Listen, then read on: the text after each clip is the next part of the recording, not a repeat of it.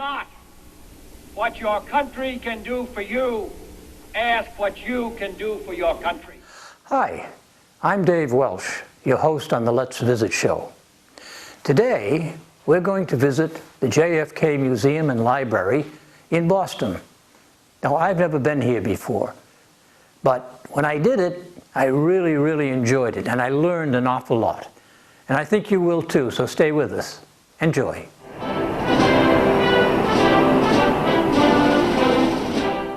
The Kennedys chose Columbia Point in Boston as the site for the late president's library. Jackie Kennedy chose the architect I.M. Pei to design the building. This is the same architect that constructed the glass pyramid in front of the Louvre in Paris.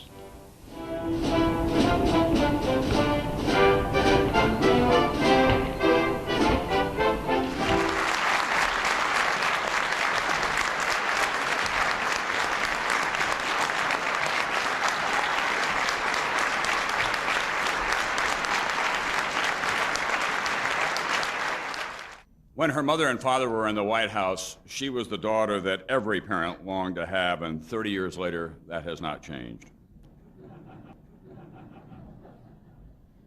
She is that very rare, very public person, the one who maintains her privacy with charm and grace and dignity.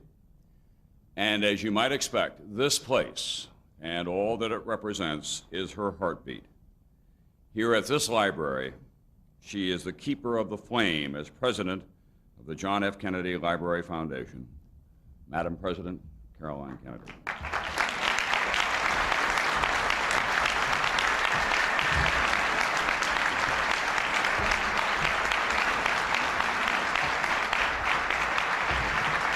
Good morning.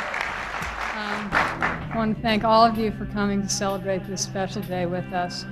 The Kennedy Library was the first presidential library to have a museum. And for my mother and my Uncle Bobby and Steve and Teddy and my Aunt Pat and all of those who gave so much to make this place a living tribute to President Kennedy, the museum was intended to be a place where people could learn about his administration and come away sharing his belief that we can do better and that we each must try.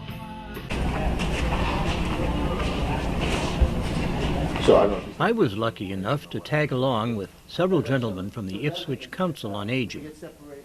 12:30 we'll meet up the front there. Yeah. Not the closest, but it is pretty close. Only 84 electoral votes between Senator Kennedy and Vice President Richard M. Nixon, and only about 120,000 popular votes put Kennedy over the edge there. The museum tour concludes in the glass pavilion overlooking Boston Harbor and its islands. We hope you enjoy your visit with us today. Please don't hesitate to see a staff member if you have any questions.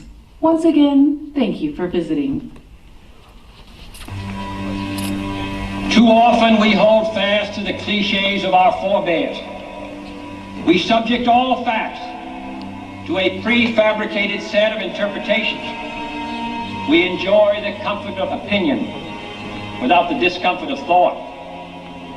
Mythology distracts us everywhere, for the great enemy of the truth is very often not the lie, deliberate, contrived, and dishonest, but the myth, persistent, persuasive, and unrealistic.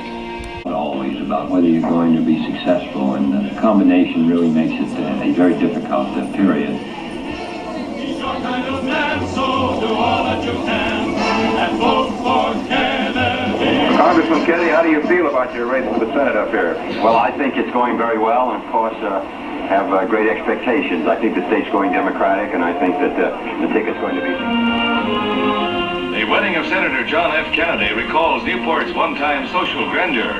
Former Ambassador and Mrs. Joseph Kennedy, parents of the groom, are among the personalities on hand to make this the top society wedding of the year. For the spectators outside the church, it's a real storybook wedding. A radiant bride, the former Jacqueline Bouvier, and a handsome groom. With a pretty wife and a politically rising star, the future seems bright for the junior senator from Massachusetts. And we stand today on the edge of a new frontier. the frontier of the 19th century.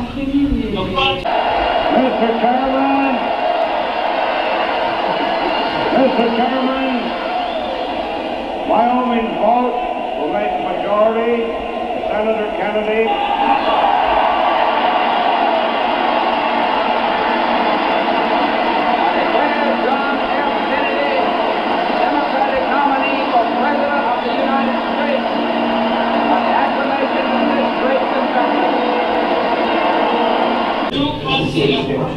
Of which I speak, the United Democrats is a clear challenge.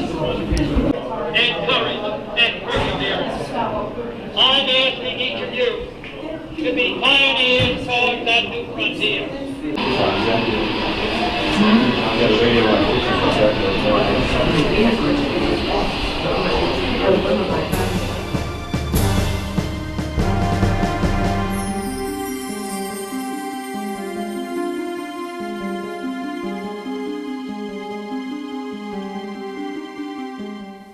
The museum pavilion is a 9-story glass atrium with stunning views of the Boston Harbor Islands, the city skyline, and the sparkling waters off Columbia Point.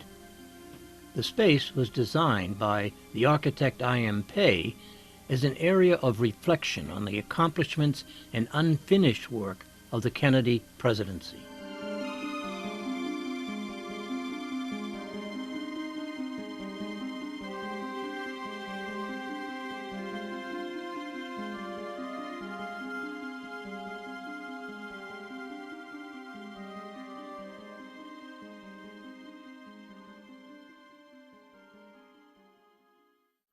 The most important reason we began the new museum was that we realized that more and more of our visitors had not lived through the Kennedy years. And in fact, most of them had not even been born. We decided that the best way for them to understand the Kennedy administration was to hear about it from President Kennedy himself, in his own words. So we've tried to put the visitor back in time to experience the excitement of election night, the tension of the campaign, and the crises which confronted the president. Radio stations in the United States and their affiliated stations are proud to provide facilities for a discussion of issues in the current political campaign by the two major candidates for the presidency. The candidates need no introduction. The Republican candidate, Vice President Richard M. Nixon, and the Democratic candidate, Senator John F. Kennedy. And now for the first opening statement by Senator John F. Kennedy. To evaluate his as against mine, and I think both he and I are going to abide by whatever the people decide. If you feel that everything that is being done now is satisfactory, the relative power and prestige and strength of the United States is increasing in relation to that of the communists, that we are gaining more security, that we are achieving everything as a nation that we should achieve, that we're achieving a better life for our citizens and greater strength, then I agree. I think you should vote for Mr. Nixon. Only you can decide what you want this country to be. The election bulletin from NBC.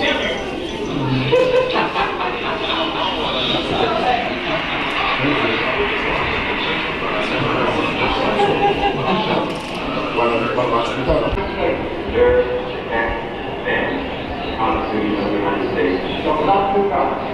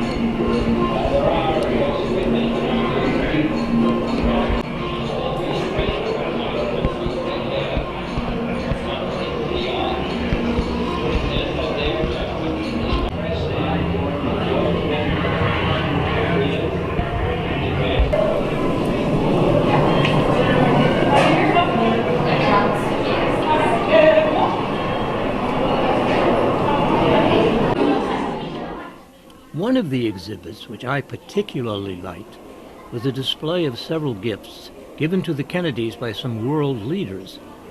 I found this fascinating.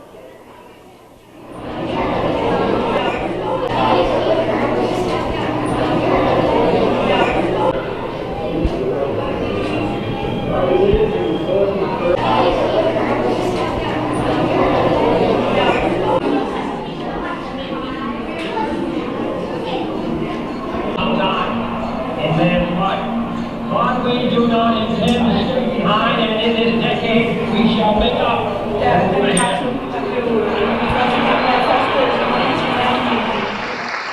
I therefore ask the Congress, above and beyond the increases I have earlier requested for space activities, to provide the funds which are needed to meet the following national goals. First, I believe that this nation should commit itself to achieving the goal, before this decade is out, of landing a man on the moon and returning him safely to the Earth.